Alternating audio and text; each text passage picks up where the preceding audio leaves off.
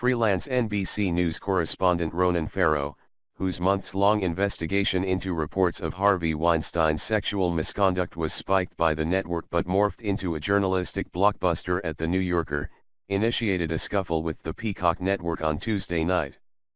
Appearing on MSNBC's The Rachel Maddow Show, which, like NBC, is a property of NBC Universal and its parent company Comcast, Farrow disputed what sources said was NBC News president Noah Oppenheim's judgment this past summer that Farrow's reporting on the movie Mogul and the women he allegedly harassed and assaulted wasn't ready for prime time.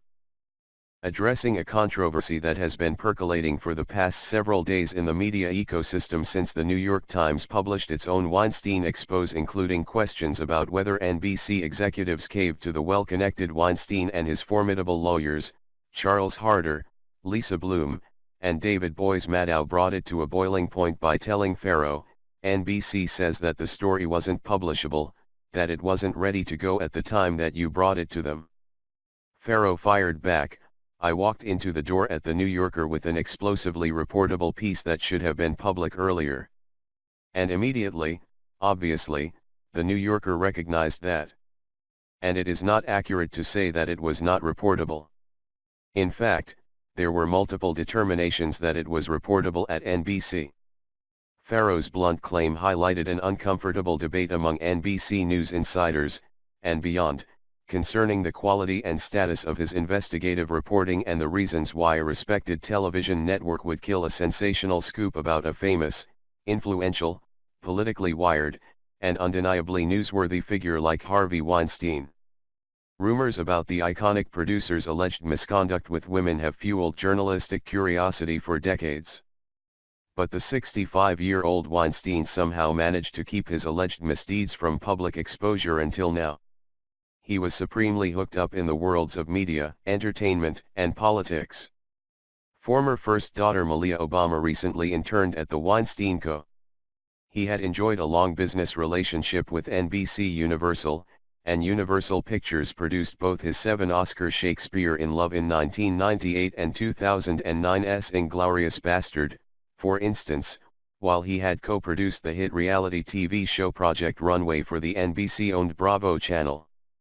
When it came to shaping his public image, Weinstein was at once meticulous and relentless, forever calling in chits and wielding leverage like a weapon. He alternately flattered and bullied reporters, including this one, while occasionally attempting to entice journalists and gossip columnists with offers of book and movie deals. More than a decade ago, when this reporter was doing a gossip column at the New York Daily News and politely declined Weinstein's request to kill an item about his recent divorce, he wheedled that he was my most loyal fan and had advised the paper's owner to give me a raise. When that didn't work, he angrily threatened to ban me from his screenings and premieres, and finally erupted, "I'm the scariest motherfucker you'll ever have as an enemy in this town." Even before Farrow's shot across NBC's bow, CNN anchor Jake Tapper, for one, tweeted, "Speaking of media complicity, ask yourself why NBC reporter at Ronan Farrow wrote this for The New Yorker." NBC declined to respond officially to Tapper or to Farrow, a former MSNBC anchor and NBC correspondent whose 4-year contract with the network recently expired. But an NBC source promptly contradicted Farrow's late-night claim, telling the Daily Beast in a statement, "Ronan has had a non-exclusive relationship with NBC News for the last year. He brought NBC News early reporting on Weinstein that didn't meet the standard to go forward with the story. It was nowhere close to what ultimately ran in the New York Times or the New Yorker, for example. At that time he didn't have one accuser willing to go on the record or identify themselves.